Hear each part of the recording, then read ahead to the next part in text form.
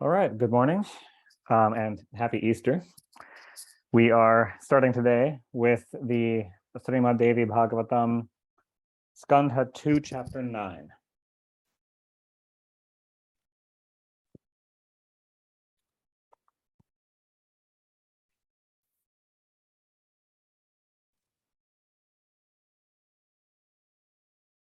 So we are beginning in the middle of a story here.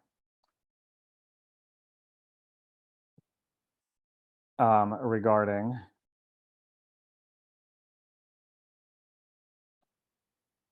the sage Ruru, who has just seen and fallen in love with the girl Pramadvara, part of the story that was asked about the sage who resurrected his wife from the dead by giving her half of his own life. So we're hearing the backstory to that reference. Parikshit said, when the Muni Ruru went to his room to sleep, his mind having become perturbed with passion, his father Pramati, seeing him sorrowful, asked him, O Ruru, why do you look so absent-minded? Ruru was passionate then, so he said to his father, I saw a girl named Pramadvara in the hermitage of Stulakesha. I wish that she might become my wife.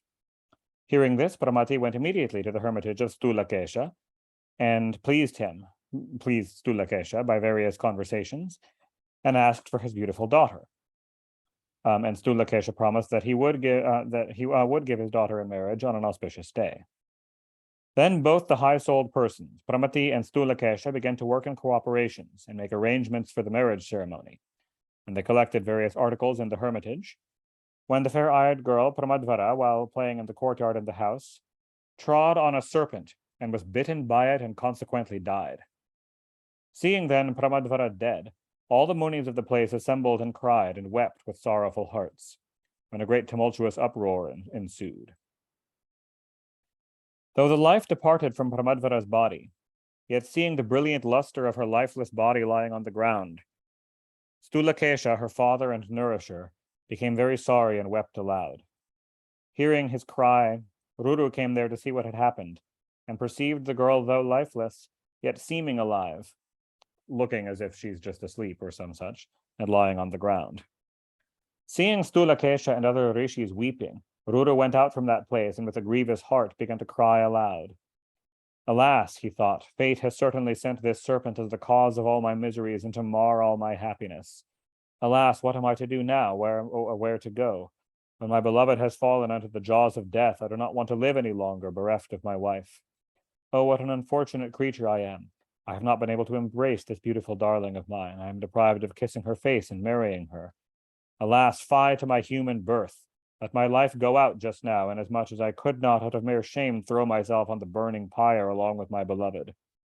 Oh, when death comes not to the sorrowful person even when prayed for, how then can I expect divine happiness in this world? So let me now drop myself down in a lake, or enter into a burning fire, or drink venom, or strangle myself with a rope round my neck. Thus Ruru wailed much on the bank of the river, and long reflecting in his mind, found out a way and thought what would be the advantage in death. Rather, an irretrievable sin would be incurred in committing suicide, and my father and mother would be so sorry. Seeing me commit suicide, my bad luck and enemies will be gladdened. There is no manner of doubt in this. What benefit will my beloved gain if I commit suicide, or if I remain distressed for her bereavement? Suppose I die. Even then, my beloved will not become mine in the next world. So there are many faults in my committing suicide, but there is no fault if I preserve my life. Thus coming to a more reasonable conclusion, Ruru bathed, performed Ataman, and became pure. He then took water in his hand and said, whatever good works, worshipping the gods, etc., that I have done, and if I have performed with devotion the service to my gurus and teachers and superiors, homa ceremonies, japam, tapasya, if I have studied all the Vedas, and if I have recollected the Gayatri and worshipped the sun, then let my beloved have life and get up as an outcome of my punyam.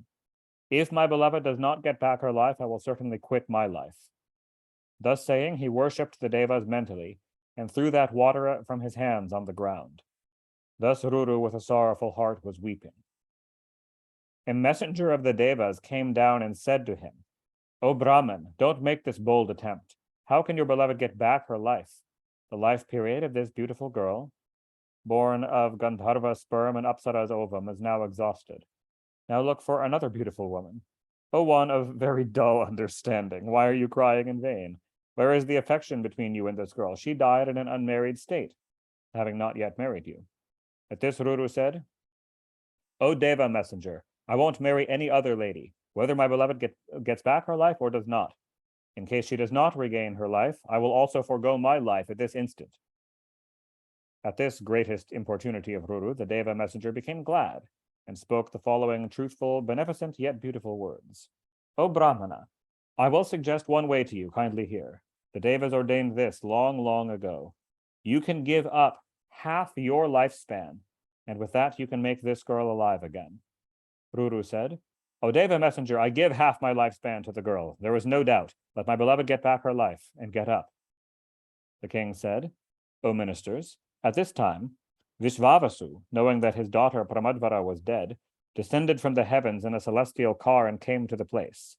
The Gandharva king and the Deva messenger then both went to Yama the Dharmaraj and spoke thus. "O Dharmaraj, this daughter of Vishvavasu, Pramadvara, the wife of Ruru, the Rishi's son, was bitten by a snake and has now come to your place. The Dvija Ruru is now desirous to quit his life, so, O Surya's son, let the girl again get her life through the influence of Ruru's brahmacharya as a consequence of his giving away half his lifespan to her." Dharma said, "O Deva messenger, if you want to make the girl alive again, let her get life as a consequence of half the life period of Ruru being subtracted. Go immediately and give the girl to Ruru." The king said, "O ministers, Yama having said thus to the Deva messenger, he immediately went and restored Pramadvara to life and handed her to Ruru. Thus, on an auspicious day, Ruru married her. Thus the Rishi's daughter Pramadvara, though fallen dead, got her life again by proper means. So, O counselors, to save life, one should resort to one's best means, duly according to the Shastras, by the use of gems, mantras, and herbs and plants to ward off death." Thus speaking to the ministers, the king Parikshit had a fine building erected, 7 floors in height, placed his principal guards around it, and stationed also the most powerful men, well versed in the knowledge of gems, mantras, and plants for protection, and immediately ascended to this building. To appease the wrath of the Muni Sringi, the king sent the Muni named Gaurmukha to him, and requested him repeatedly, let the crime of the humble devotee be forgiven. Then, for self-preservation, the king brought from all sides Brahmins who were perfect in their knowledge and application of the mantras. The minister's son placed the elephants in proper places, so that nobody could ascend to the top of the building. What more could be said than the fact that even air could not find the entrance there when once ordered no admission, what to speak of others? Metaphorically speaking, of course. The king Parikshit remained there and counted the number of days of the serpent Takshaka's coming there. He performed his bath, sandhya vandanams, and eating. Even he consulted with his ministers and governed his kingdom from there. O Rishis, at this time a Brahmin named Kashyapa, versed in mantras, heard of the curse of the king, and thought that he would get abundant wealth if he could free the king from Takshaka's poison, and proposed to himself that he would go to the place where the cursed king Parikshit was staying with the Brahmanas. Pondering thus, that Brahmana went out of his house on the expectation of wealth from the king. Thus ends the 9th chapter of the 2nd skandha on the account of Ruru in the Mahapuranam Srimad Devi Bhagavatam with 18,000 verses. Chapter 10. Sutta said, O Rishis, on that very day when the Brahmin Kashyapa went out of his house, Takshaka, knowing the king Parikshit cursed, assumed an aged Brahman's form and went out of his abode. The serpent Takshaka met the Brahmin Kashyapa on the way. Seeing the Brahmana versed in the mantras, Takshaka asked him, where are you going so in haste, and what for are you taking this trouble? Thus questioned, Kashyapa replied, I heard that the serpent Takshaka will bite the king Parikshit, Therefore, I am going in haste to the king Parikshit to cure him of the serpent's poison. I know the mantra that can destroy the effect of poison. If his life period is not exhausted, I will certainly give him back his life. Takshaka then said, O Brahmana, I am that Takshaka. I will bite him and take away his life. You had better desist. Will you be able to treat him whom I bite? Certainly you will not. Kashyapa said, O chief of snakes, when you will bite the king who has been cursed by the Brahman, I will no doubt make him alive again by the power of my mantra. Takshaka said, O chief of Brahmanas, if you have no thought that you will make the king alive after I bite him, then show me your strength beforehand. O sinless one, I will bite this Nyagrodha tree. Make it alive. Kashyapa said, Certainly I will restore this tree to life, that will be burnt away by the venom of your teeth. Sutta said, The snake Takshaka then bit the tree, which was reduced to ashes by the intense power of the Naga king. And he asked Kashyapa to bring back that tree to life. Seeing the tree reduced to ashes by the fiery venom of the snake, he collected all the ashes and said, O highly venomous serpent, see today the power of my mantra. Behold, while you are witnessing, I will enliven this tree. Thus the great mantra knower Kashyapa took water in his hand, and impregnating the water with his mantra power, sprinkled the water on the ashes. Immediately upon the sprinkling of the mantra-saturated water, the Nyagrodha tree was restored to life as before. Takshaka became greatly astonished to see the tree alive again, and said to Kashyapa, O chief of Brahmins, what is your object in taking so much pains? Speak out what you want, and I will fulfill your desires. Kashyapa said, O chief of serpents, knowing the king cursed, I am going to do good to him by my knowledge, to get in return abundant wealth. Hearing this, Takshaka said, I will give you the amount of wealth that you desire. Take it and go back to your house, and let my desire be also fulfilled. Kashyapa, the knower of the highest state, heard Takshaka's words and pondered in his mind, What is to be done now? If I take this wealth and go back to my house, my name and fame will not be known in this world, simply for my greed. But if the king be made alive again, my undying fame, abundant wealth, and greater punyam will accrue to me. Again, fie to that wealth in which there is no fame. One must try one's best to preserve one's fame. The king Raghu in ancient days gave away everything of his to the Brahmanas for fame. The king Harishchandra and Karna did not hesitate a bit to give away endless property. There is one further point to take into account. How can I trifle away the matter of seeing the king burnt up by the venomous fire? If I can bring back the king's life, everyone will become happy. If the kingdom be without its king, the subjects will no doubt be ruined. So following the king's death, sin will also incur on me due to the ruin of the subjects, since he could have prevented it. And infamy will come on my head that I am a very greedy man. That, in other words, that he let the king die by accepting a bribe, essentially. Thus meditating in his mind, the highly intelligent Kashyapa began to meditate and plunged himself in dhyan. He thereby came to know that the king's life period was spent up, that it was indeed his karma to die. Thus, knowing the king's death imminent, the virtuous Kashyapa took his desired wealth from Takshaka and returned home. Thus making Kashyapa to retire to his house on the 7th day, Takshaka went on to Hastinapura to bring death and destruction to Parikshit. When he went close to the city, he heard that the king Parikshit was staying on the upper story of the palace, and the palace had been protected by various gems, mantras, herbs, and plants. Takshaka became very anxious, and fearing lest the curse of the Brahmanas will fall on his head, became very much agitated and thought, how shall I now enter the palace? How can I cheat this stupid, hypocritical, vicious king cursed by the Brahmana who causes troubles to the Brahmanas? Not a single man has taken birth in the Pandava family ever since that has coiled a dead serpent round the neck of an ascetic Brahmin. The king has committed a very heinous crime, and knowing the course of time to be infallible, has placed sentries on all sides of the palace and has ascended to the topmost story of the building, thinking thereby to deceive death, and is staying in a peaceful mind. How can he then be smitten in accordance with the Brahmana's word? The king of dull intellect knows not that death cannot be prevented. For that reason he has placed guards and sentinels round the building, and himself has gone to the top of the house, and is happily whiling away his time, but he is quite ignorant that when fate, who can never be violated, ordains one's death, how can it be prevented? though thousands of attempts are made to thwart it. This scion of Pandu's family knows that his death is at hand and yet wants to live, and is therefore staying in his own place with a tranquil mind. The king ought now to make charities and other meritorious works. It is only by acts of dharma that disease is destroyed and life is prolonged. And if that be not the object, then a dying man ought to take a bath, to make charities, and to await his time of death. He thereby attains heaven. Otherwise, Naraka is inevitable. The king committed great sin in the act of causing pains and trouble to the Brahmin, or other similar acts. He is assuming that someone who would have done such a thing may have probably committed other similar acts. And therefore death is so close that the Brahmin curse has fallen thus on his head. Is there no such Brahmin who can make him understand this? That the Creator has ordained his death now as inevitable. Thus meditating, the chief serpent made other serpents following him, assumed the form of ascetic brahmanas, and gave them roots and fruits to be taken to the king.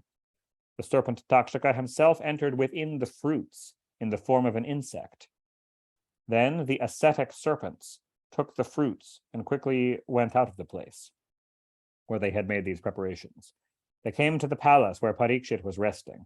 Seeing them, the guards asked, "What for have you come here?"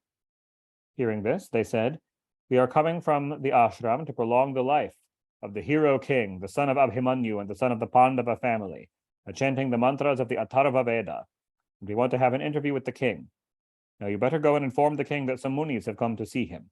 We will sprinkle water on him and give him some sweet fruits and then depart. We have never come across such gatekeepers in the family of Bharat as disallow the ascetic muni visitors to go and see the king. We will ascend to the place where Parikshit is staying, and we will bless him and wish him long life. We will communicate to him our orders and then depart to our own places." Sutta said, hearing these words, the sentinel spoke as previously ordered by the king. "O Brahmanas, we think verily you won't be able to have an interview with the king today. All ascetics can come tomorrow to this palace. O Munis, owing to the Brahmanas' curse, the king has built this place. Then it follows, as a matter of course, that the Brahmanas are not allowed to get up to the palace." Then the serpents, in the form of the Brahmanas, spoke, "O good sentinels, then take these roots and fruits and offer them to the king and communicate to him our blessings." The sentinels went to the king and informed him of the arrival of the ascetic Brahmanas. The king replied, "Bring here the roots and fruits offered by them and ask for what they have come. Give them my pranams. Today I cannot meet with them. Let them come tomorrow morning." The sentinels went to the ascetics and got from them their roots and fruits, and offered them with great respect to the king. When the serpents in the guise of the hypocrite Brahmana went away, the king took those fruits and spoke to his ministers. "Take these fruits and let all my friends eat them. I will take only this one fruit given by the Brahmanas and will eat it." Saying this, Uttara's son Parikshit gave away fruits to his friends and took one ripe fruit from himself, broke it, opened it, in other words, and saw within it a very fine copper-colored black-eyed insect. At this, the ministers were astonished. The king spoke to them. "The sun has set, so there is no further chance of any fear from any poison today. I speak then today, fearing the Brahmana's curse. Let this insect bite me." Thus saying, the king took that insect and placed it on his neck. That takshaka in the form of an insect, when placed during the sunset on the neck by the king, immediately assumed the form of the terrible Kala, or death, coiled round the king and bit him. The ministers were greatly surprised and began to weep and cry with great pain and sorrow. Seeing that terrible serpent, the ministers, overwhelmed with terror, fled away on all sides. The guards cried out loudly. The terrible outcry was raised on all sides. Then Uttara's son, the king Parikshit, coiled round by the serpent, saw that all his efforts were rendered fruitless, and remained silent and held fast to his patience. From the mouth of the serpent Takshaka, the terrible venomous flames came out burning and immediately killed the king. Thus, taking away the life of the king, Takshaka went up in the celestial atmosphere. The people then saw that the serpent was ready as if to burn the world. The king fell down lifeless like a burnt tree, and all the people cried out, seeing the king dead. Thus ends the 10th chapter of the second skandha on the death of the king Parikshit in the Mahapuranam Srimad Devi Bhagavatam of 18,000 verses. Chapter 11.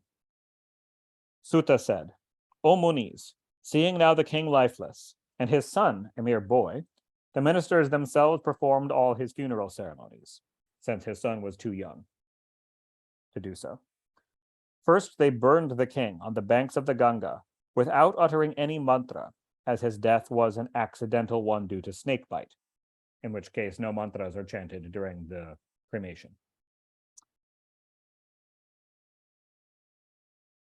Afterwards, they had an effigy of the king made of kusha grass and placed it on a funeral pyre and burned it with sandal and scented wood. The priest then performed and completed his funeral obsequies, repeating duly the Vedic mantras, not over his actual body, but over his effigy body made of grass. This is all traditionally what's done in case of death by snakebite or certain other causes of death. And they distributed various things in charities to the Brahmins, together with sufficient quantity of gold and varieties of food and clothing, so that the king may attain heaven. Next, on an auspicious moment, the ministers installed the boy prince on the throne that gladdened the hearts of the subjects, and all the populace of the city, towns, and villages acknowledged the boy prince, Janamejaya, endowed with all royal qualities, as their king. The Dhatreyi gave all instructions to the king about his duties. The boy prince gradually grew in years and became endowed with great intellect. When Janamejaya became 11 years old, the family priest initiated him duly with the Gayatri mantra, and he also studied it duly. Then Kripacharya taught him perfectly the Dhanurveda, the science of archery, as Dronacharya taught Arjuna and Parashurama taught Karna. Janamejaya learnt by and by all the sciences and became very powerful and indomitable to his enemies as he was skilled in Dhanurveda. He was similarly in the other branches of the Vedas. Truthful, self-controlled, religious, the king Janamejaya acquired full knowledge in the Dharma Shastras and Artha Shastras and governed his kingdom like Dharma's son Yudhishthira. The king of Kashi gave his all-auspicious daughter Vapushtama in marriage to the king Janamejaya, wearing a golden coat of armor. The king Janamejaya, with the beautiful Vapushtama casting sidelong looks at him, looked very happy, as had been the king Vichitravirya when he got for his wife the daughter of the Raja of Kashi of that day, and also when Arjuna got his Subhadra. Then the king began to enjoy his lotus-eyed Vapushtama in a forest and in gardens like Shatakratu and Shachi. That's Indra and his wife. Shatakratu is a name of Indra. The able ministers conducted satisfactorily the reins of government in place of the king, who has not yet assumed said reins, and the subjects, well governed, passed away their time with cheerful hearts. In the meanwhile, a Muni named Uttanka, being much troubled by Takshaka, thought who could help him in his taking revenge on Takshaka, and seeing the king Parikshit's son, the king Janamejaya, a proper person, came to Hastina to the king and spoke out thus: O good king, thou dost not know when to do a thing that ought to be done. Thou art doing at present what ought not to be done, and thou art not doing what should be done now. There is nothing of anger or energy within thee. Thou dost things as a child does, so thou dost not know the meaning of the Shastras, nor dost thou know thy former enemy. So what shall I pray before thee? Hearing this, Janamejaya said, O highly fortunate one, I do not know who is my enemy. What wrong is there to be redressed? Please speak out. What am I to do? Uttanka said, O king, the wicked Takshaka killed thy father. Ask about the death of thy father from thy counselors. Hearing these words, the king Janamejaya asked his ministers. They replied, Thy father died from the bite of the snake Takshaka. Then the king spoke, I know well the cause of my father's death was the Brahman's curse. What is the fault of Takshaka in this matter? Please say. Uttanka said, It was Takshaka that gave an abundance of wealth to Kashyapa, who was coming to cure thy father of his poison, and made him desist from his purpose. So, O king, is not that Takshaka then thy father's great enemy and his slayer? O king, in former days, when Paramadvara, the dearest wife of the Muni Ruru, died of snake bite in her unmarried state, Ruru made her alive again. But Ruru made then the promise, whichever serpent I will see, I will take away its life by striking it with a club. O king, Thus, making the resolve, he began to kill snakes wherever he found with his club.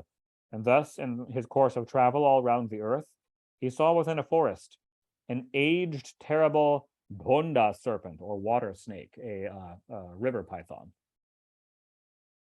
and immediately lifted his club to kill it, and angrily struck a blow on it, when the snake replied, "O Brahmana, why are you striking me thus? I have not caused any offense to you." Ruru said, "O serpent, my dearest wife died of snake bite. Since then I have made this resolve, under great provocation and sorrow, to kill snakes." Hearing thus, the water snake, Gundhuba, replied, "I do not bite. Those who bite are a different type of snakes. Simply on account of my bearing a body similar to them, that you will strike me does not seem quite proper." Hearing these beautiful, humane words from the mouth of a serpent, Ruru asked, "Who are you? Why have you become this Gundhuba snake?" The snake replied, "O Brahmana, I was formerly a Brahmin. There was a friend of mine named Kyas, very religious, truthful, and self-controlled. Once he was staying in his Agnihotra room, and I foolishly terrified him much by placing before him an artificial snake created by me of the leaves of trees. He became so much bewildered with fear and shuddered so terribly that he at length cursed me, saying, 'O one of blunt intellect, as you have terrified me by this snake having no poison, so you may become a snake of that type.'" Specifically, a non-venomous snake, a constrictor snake. "Immediately I turned into a snake, and when I much entreated that Brahmana, his anger abated a little, and he said again, 'O snake, Paramati-san Ruru will no doubt free you of this curse. I am that snake, and you are that Ruru. Now hear my words in conformity with Dharma. The highest Dharma of the Brahmana is non-killing. There is no doubt in this. The wise Brahmanas ought to show mercy to all. No harm or killing is to be committed anywhere except in yajna. Killing is only allowed in a yajna. For at the sacrifice, the animal killed attains the highest goal. Hence, killing in sacrifice is not reckoned as an act of killing." Uttanka said. That Brahmana was then freed of the serpent body when he met with Ruru, as the conditions of the curse had stipulated. And Ruru too desisted from killing since then, ended his vendetta against snakes. "O king, Ruru gave life back to that girl and married her, but even then, remembering the former enmity, he killed snakes for some time. But, O chief of Bharata's family, thou art staying without any care, without any anger to the snakes, without any revenge to the previous wrong. O king of kings, thy father died high up in the air without any bath or charity due to be done at the time of death. So rescue thy father by killing his enemies, the snakes. That son is dead though living, who does not consider the act of his father's enemy as inimical to him. Until thou dost kill the snakes, thy father's enemies, thy father's hell life will not be freed. O king, now remember the wrong done to thy father and perform the sacrifice to the great mother, denominated as the Sarpa Yajna, the sacrifice of snakes." So there's quite a bit of deception in what this sage is saying. The sage has his own personal vendetta against Takshaka, and is attempting to manipulate Janamejaya into carrying it out on his behalf. Sutta said, "Hearing the words of Uttanka, the king Janamejaya sadly wept and shed tears and thought within himself, 'Alas, fie to me, I am greatly stupid, hence I feel myself proud but in vain. Where can his honor be, whose father, bitten by a snake, has gone down to Naraka? Now I will no doubt commence the Sarpa Yajna, and ensure the destruction of all the snakes in the blazing sacrificial fire, and thus deliver my father from Naraka.' Thus coming to a conclusion, he called all his ministers and said, 'O ministers, better make arrangements duly for a great sacrifice. Have a suitable holy site on the banks of the Ganga, selected and measured by the Brahmanas, and have a beautiful sacrificial hall built up on 100 pillars, and prepare a sacrificial altar within this. O ministers, when all these preliminaries will be completed, I will commence the great Sarpa Yajna. In that Yajna, the snake Takshaka will be the animal victim, and Uttanka, the great Muni, will be the sacrificial priest. So invite at once the all-knowing Brahmanas versed in the Vedas.' Thus, at the command of the king, the able ministers collected all the materials of the sacrifice and prepared a big sacrificial altar. When the oblations were offered on the sacrificial fire, calling on the snakes, Takshaka became greatly distressed with fear and took refuge of Indra. asking him to save his life. Indra then gave hopes to Takshaka, trembling with fear, and made him sit on his own asana, his own throne, encouraging him with words, "No fear, O snake, do not fear anymore." The Muni Uttanka, seeing that Takshaka had taken Indra's protection and that Indra had given him hopes of no fear, called on Takshaka with Indra to come to the fire with an anxious heart. Takshaka then, seeing no other way, since this Brahmana by his mantras can compel all snakes in the universe to come and burn themselves within the fire against their will. Takshaka took refuge of the greatly religious Astika, the son of the Muni Jaratkaru, born of the family of Yayavara. So, relevant backstory, this sage, Astika, is himself half Naga. His father was a human and his mother was a Nagini.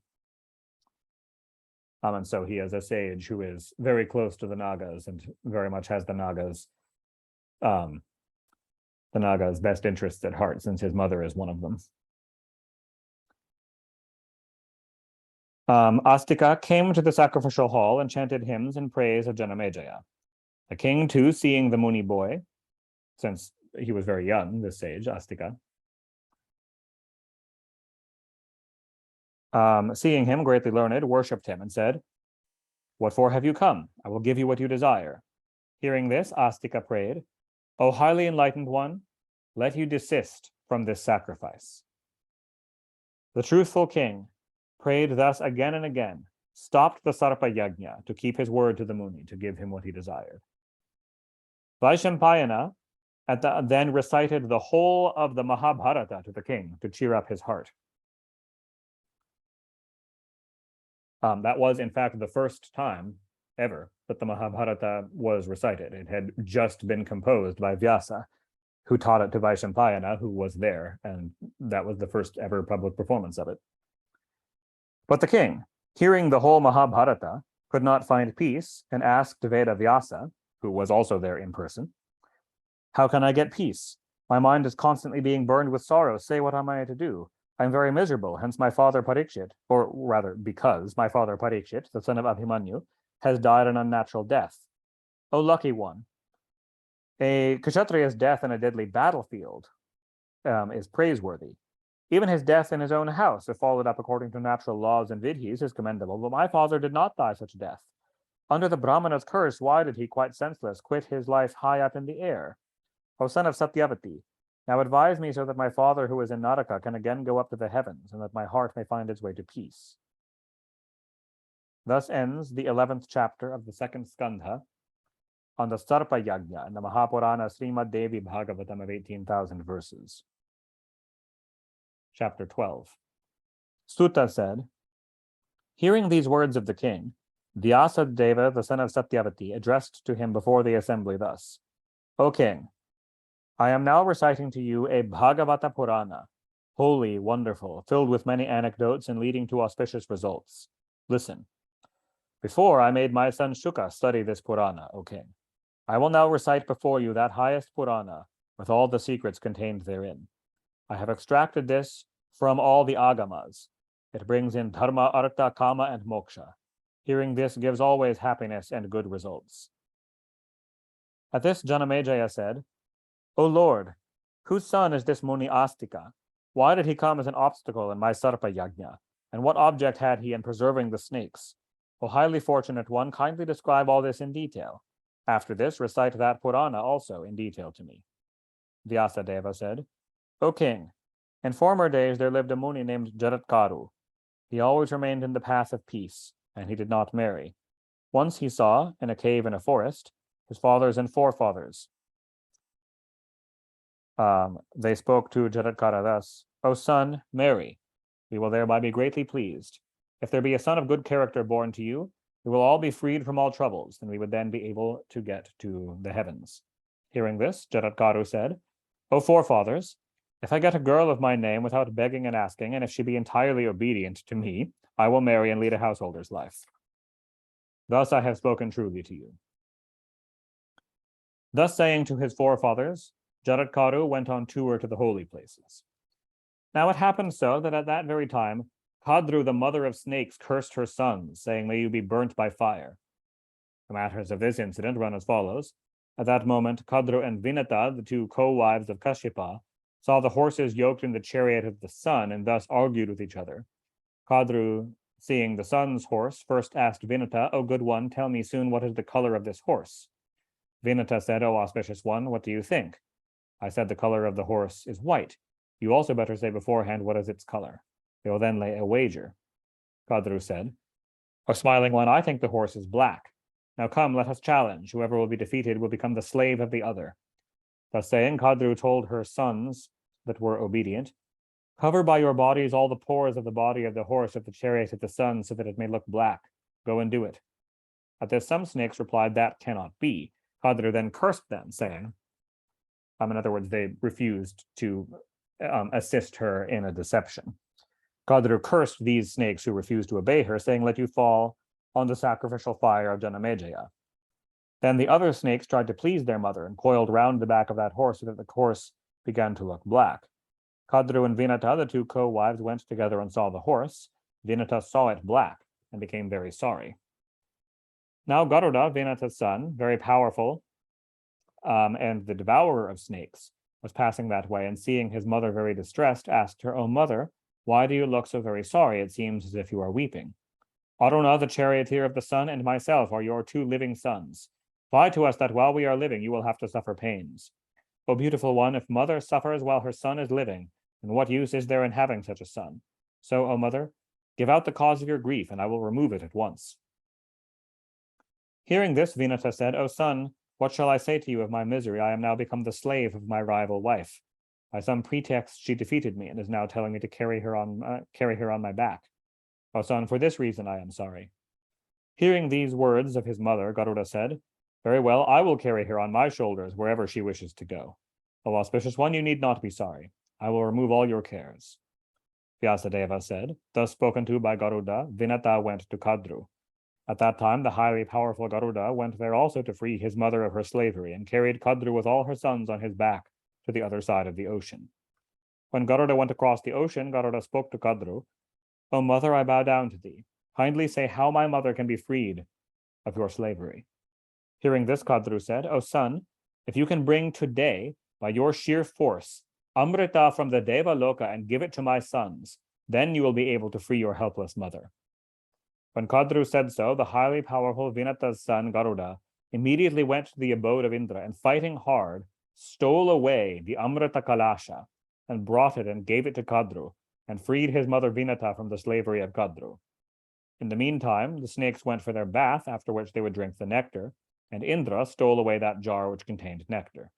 O king, thus by the sheer strength of arms of Garuda, Vinata was freed of her slavery.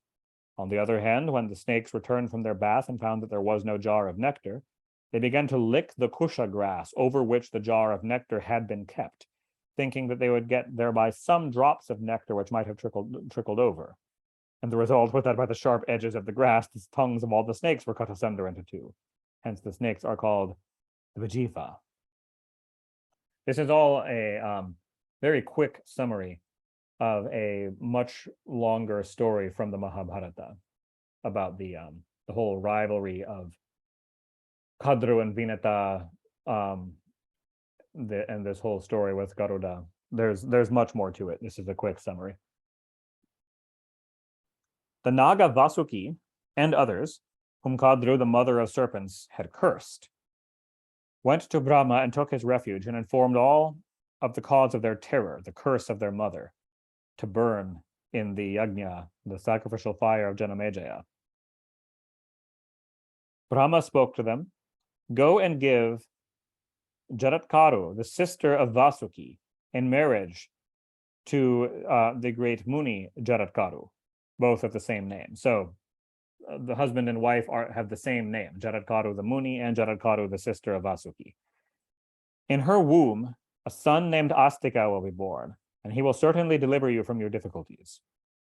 Hearing these beneficial words of Brahma, Vasuki went to the forest and requested humbly the great Muni Jaratkaru to accept in marriage his own sister. When the Muni, knowing the girl to be of his name, spoke out thus, "But when your sister will act against my wishes, I will forsake her at once." holding to the same stipulation he made when he was a boy. Under these conditions, the Muni married her, and Vasuki, after giving his sister in marriage according to her own wishes to the Muni, returned to his own abode. O tormentor of foes, then the Muni Jaradkaru built a white hut of leaves in that great forest, and began to pass his days happily there in enjoyment with his wife. Once, on an occasion, after he had taken his dinner, he slept, and told his wife not to awaken him under any circumstances, and then he fell fast asleep. The beautiful sister of Vasuki sat by his side. When the evening time came and the sun began to set, Vasuki's sister Jaradkaru became afraid at the thought that the evening sandhya might not be performed by the Muni, and thought thus, what am I to do now? My heart finds not rest if I do not awaken him, and if I awaken him, he will forsake me at once. If I do not awaken him, the evening will pass away to no purpose. Whatever it be, if he quits me or if my death ensues, it is better than the non-observance of dharma. When dharma is destroyed, hell ensues. Thus thinking, the girl awakened him, saying, O one of good vows, it is evening time, so get up. The Muni got up in great anger and addressed his wife. When you have disturbed my sleep, I now go away from you. You had better go back to your brother's house. When the Muni said so, Vasuki's sister spoke out trembling. O one of indomitable luster, how will the object be served for which my brother has given me in marriage to you? The Muni then spoke firmly to his wife Jaradkaru, it is within your womb. Jaradkaru then, forsaken by the Muni, went back to the abode of Vasuki. When her brother Vasuki asked her about her son, she said, the Muni has forsaken me, saying that the son is within my womb. At this Vasuki trusted, and said, the Muni will not ever tell a lie. And he gave shelter to his sister. O Kurusattama, after some time a famous boy, the Muni Astika, was born. O king, that Muni boy, the knower of truth, has stopped you from your sacrifice of snakes for the preservation of his mother's family. It is well and good, befitting you that you respected the words of the Muni Astika, born of Yayavara's family and the cousin of Vasuki. O mighty armed, or more properly, the nephew of Vasuki. O mighty armed, let all auspiciousness come to you. You have heard the whole Mahabharata and gave away lots of things and charities. You have worshipped innumerable Munis, but, O king, though you have done so many good things, yet your father has not attained Svarga, and you have not been able to sanctify your family.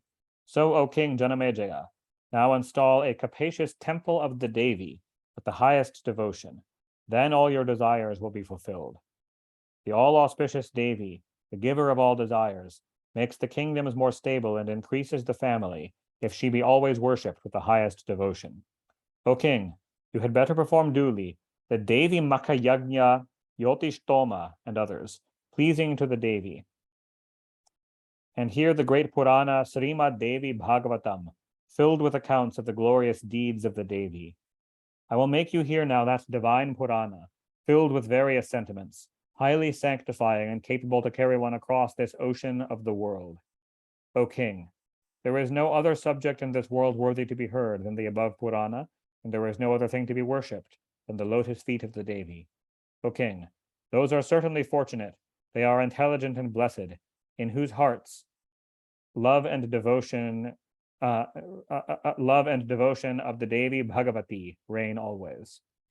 O illustrious scion of Bharata's family, know them to be always afflicted with troubles who do not worship in this world, great mother Mahamaya. O king, who is there that will not worship her when Brahma and all the Devas are always engaged in her devotional service? O king, he who always hears this Purana gets all his desires fulfilled. In former days, Bhagavati herself spoke this excellent Purana to Vishnu. O king, your heart will be appeased and become peaceful when you hear this. And as a result of your hearing this Puranam, all your ancestors will attain endless heavenly life. Thus ends the 12th chapter of the second skandha on the birth of Astika in the Mahapuranam Srimad Devi Bhagavatam of 18,000 verses by Maharshi Veda Vyasa. Here ends as well the second book. And I think that's a good stopping place. We will begin the third book next time. Thank you very much. Yeah, thank you very much for coming. Jai Sri Krishna. Jai Sri Krishna, Thank you. Chandraji.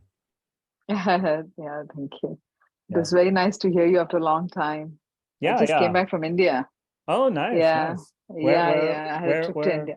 I, I where in went India? to